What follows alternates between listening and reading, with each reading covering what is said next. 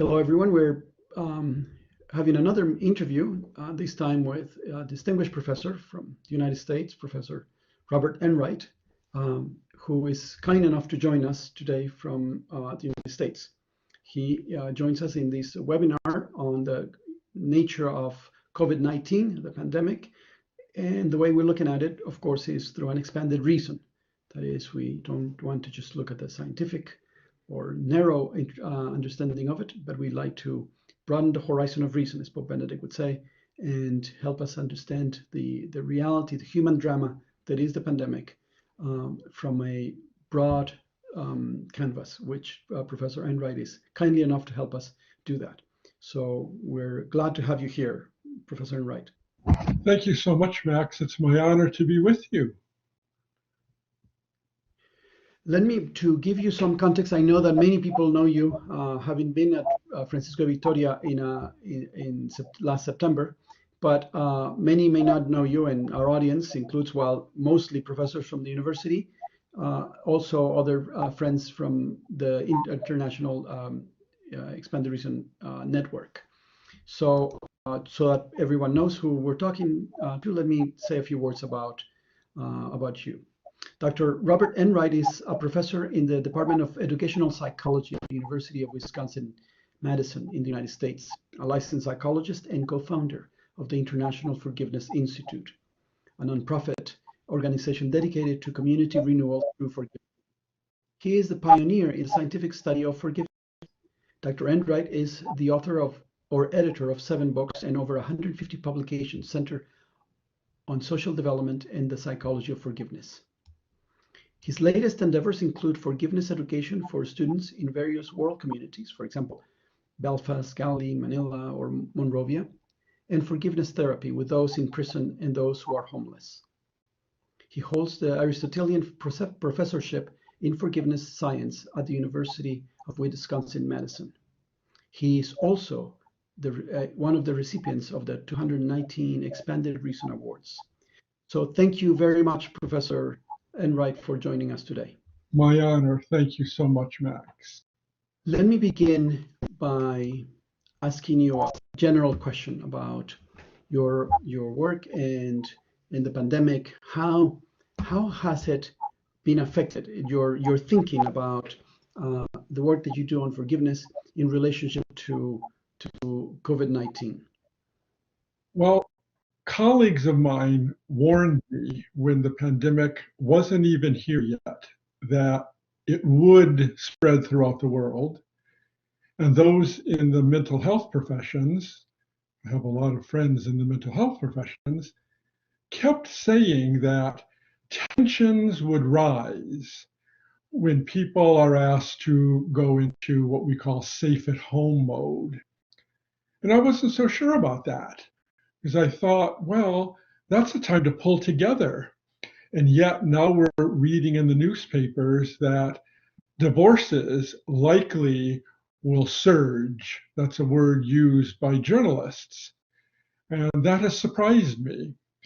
And I had actually written a blog on the Psychology Today website about a month and a half ago, asking the question, whom should you forgive during COVID-19? And I had no idea how important that idea ended up being.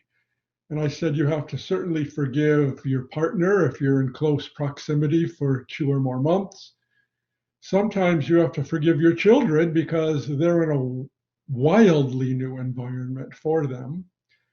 And even more importantly, we might have to start reflecting on the hurts we have brought into our families from when we were growing up as children, because we tend to bring those into our families now. And I think these are greatly exaggerated because of what is really being asked of us as a community across the world, to live in isolation, which exaggerates the pains, all the more reason why we need forgiveness education and forgiveness therapy now more than ever.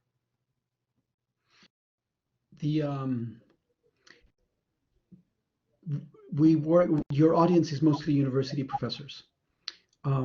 what would you say to them in relationship to the work that they are doing with students now, mostly, of course, online?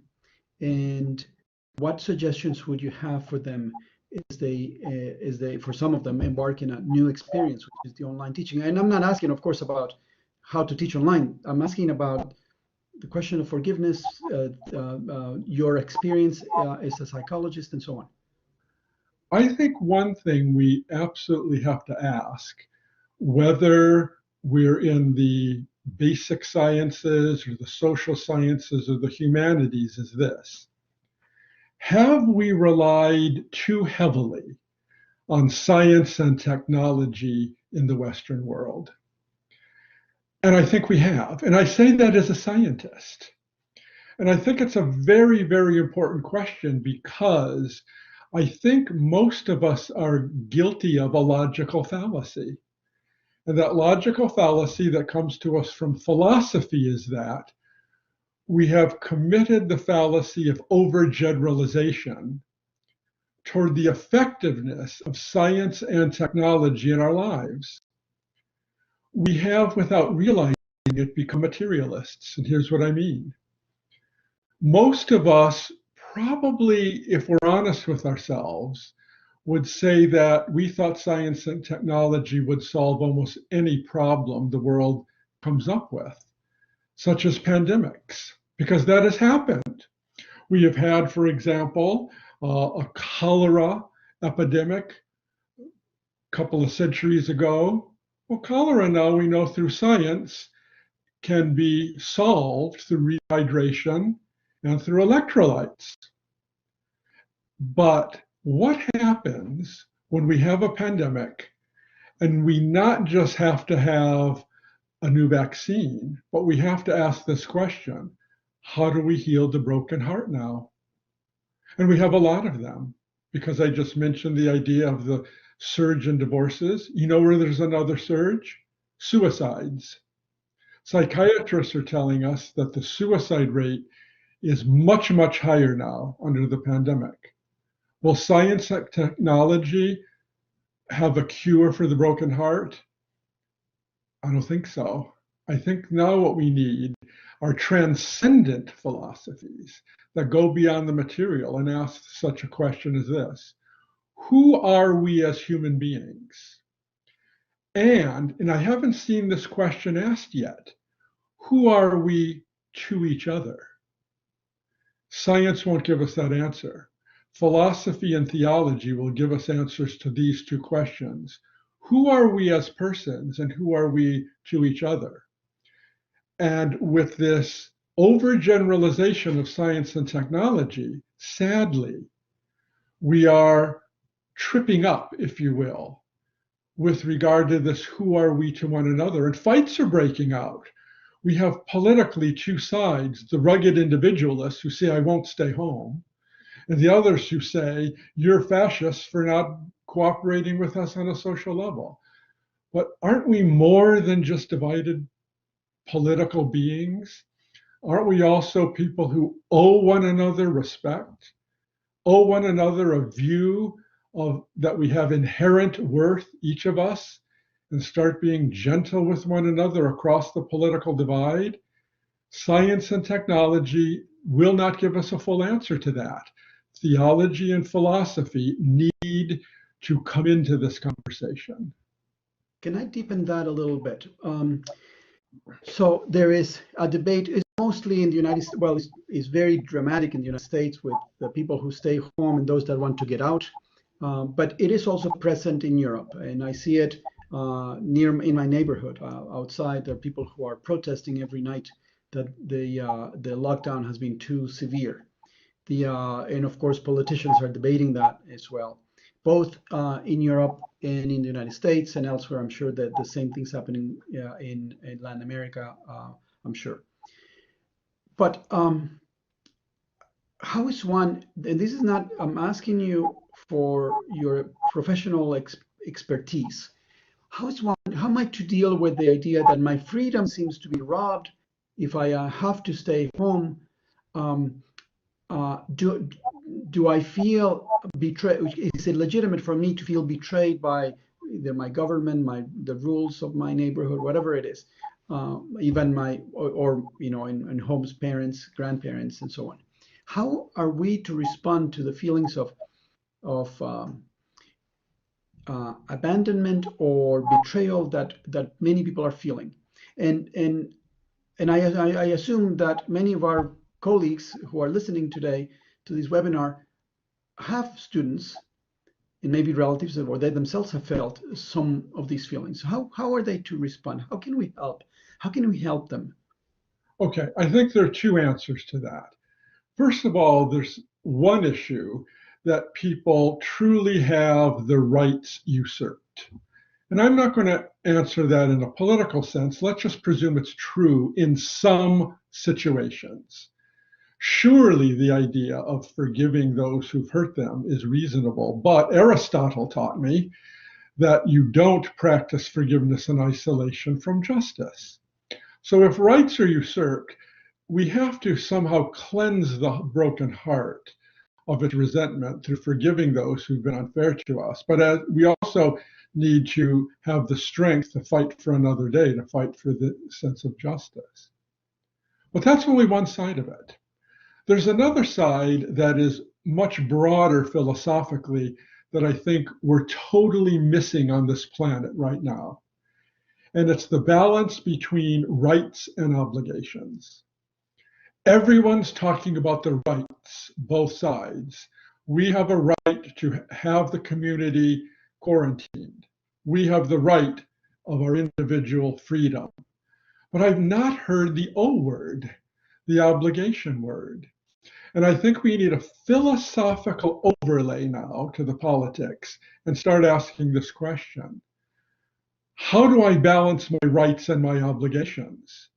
So that as I ask for a right, I also ask, what are my obligations to others as persons?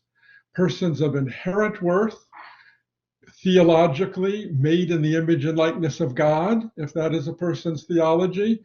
And I hear none of this conversation. Why? We're not expanding our reason. We're restricting our reason.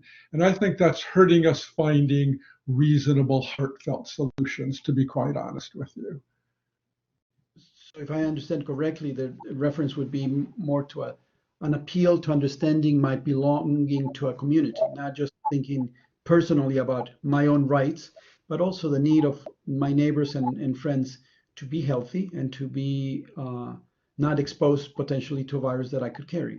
Is that what you're saying? That's exactly correct, Max. That's exactly right. We haven't put together the rights and obligations narrative.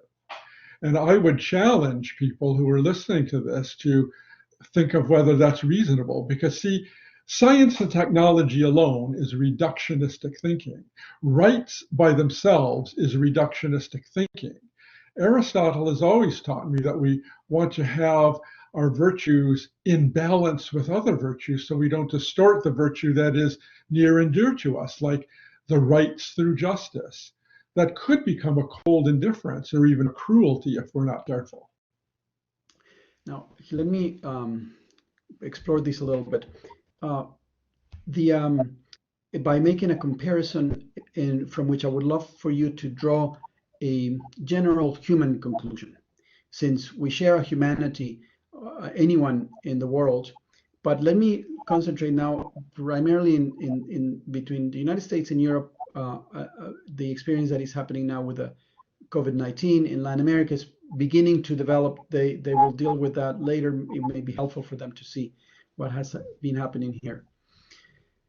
The United States concept of freedom emerges from a mostly developed through the Constitution and so on, through a Protestant mindset. The individual is free, therefore the government needs to protect my freedom. It's the obligation of the government, not my obligation, the obligation that you're speaking about, but the obligation of the government to protect my freedom, and therefore I should be free to go out.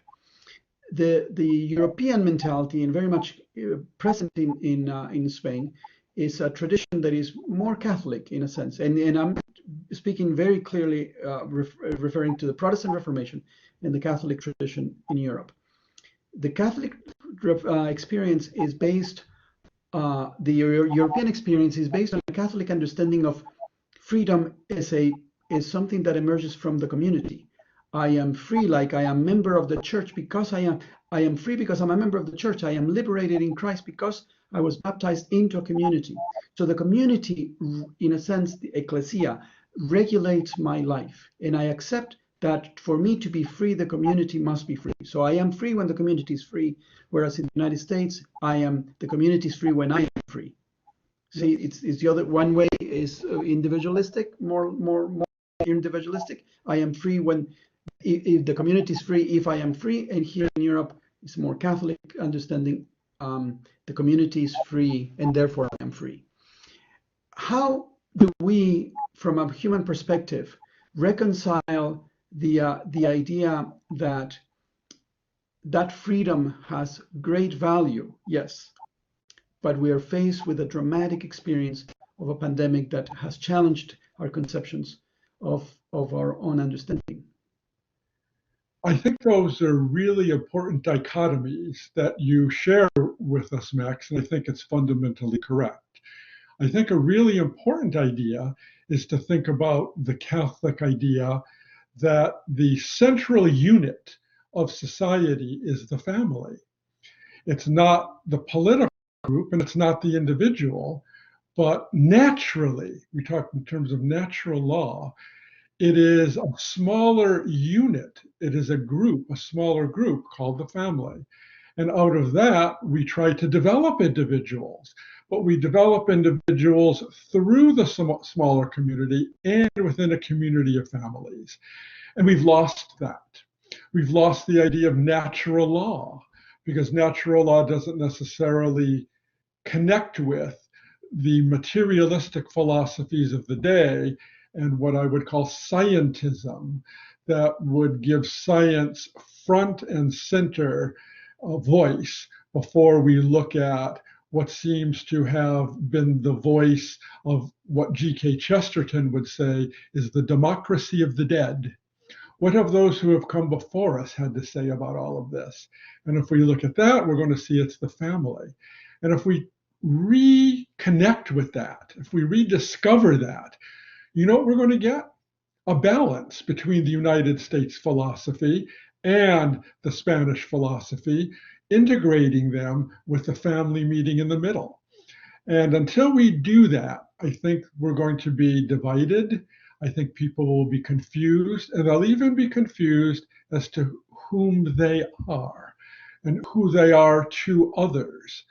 I think the COVID-19, I'm hoping, will be our teacher and teach us that our current models need expansion. Let me ask you one last question. And you work at a university that is public, the University of Wisconsin and Madison is, for those who don't know, an eminently secular school. Is very famous in the United States for how secular it is. It's right there rivaling others like Berkeley and so on. They really take seriously their secular mentality. Of course, you are totally outside of that sphere, and you have survived quite well, evidently. But your vantage point also probably has a view of the Catholic University and the possible contribution that a Catholic university can make. So can you tell us a little bit about how someone who has so much experience, so many years of teaching in a university that is public and very secular, this is more akin to, in Spain, the Autónoma or the Complutense. They're very secular and sometimes aggressively anti-Catholic. How does the contribution of a Catholic university can be? What can it be that we could make as an institution for the contemporary situation? Well, you're absolutely right in terms of the secularization of the University of Wisconsin-Madison. And quite frankly, it hasn't been easy to develop a theme of forgiveness for the past 35 years in this kind of an environment. But here's one thing I did learn early on, which was radical. And it was this. Before I did any research on the topic of forgiveness in the social sciences, I asked myself, what is a foundational philosophy to guide the work?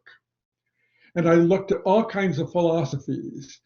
Analytic philosophy, big in Europe right now, existential philosophy.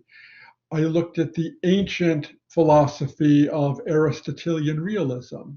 And I chose that in particular because it has the deepest, broadest, and clearest view of the moral virtues I have seen in any philosophical system before or since. Do you know that I've never met another social scientist in any other kind of social scientific discipline who's ever done that? Who's ever started with philosophy first and then did their science? I've been shocked by that. And what's happened when people have followed what I have done in terms of the research on forgiveness is the social scientists sit there and use only social scientific ideas to try and figure out what forgiveness is.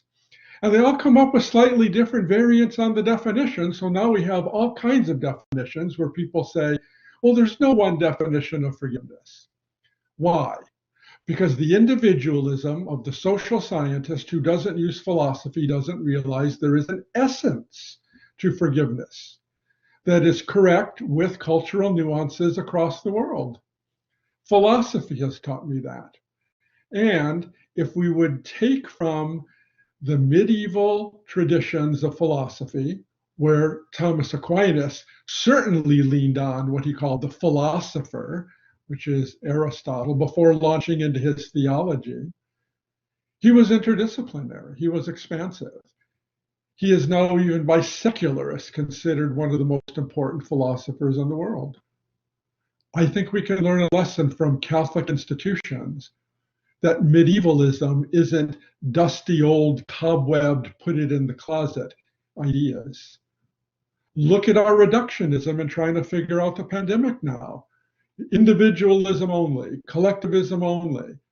Why don't we go back to the naturalism of needing theology, philosophy, psychology, public policy, knowing that each one of them can enrich the other.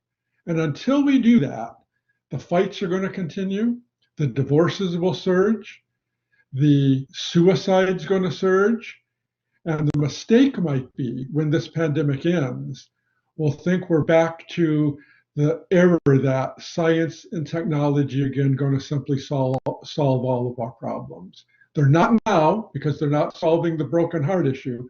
We need all of these disciplines working together for a fuller view of our academic disciplines and a fuller view of, in answer to this question, who are we as human beings and who are we to each other? So in brief, we need an expanded reason view of the world. Thank you very much. This is an extraordinarily helpful responses to the questions. Thank you so very much, Dr. Enright, for participating with us today.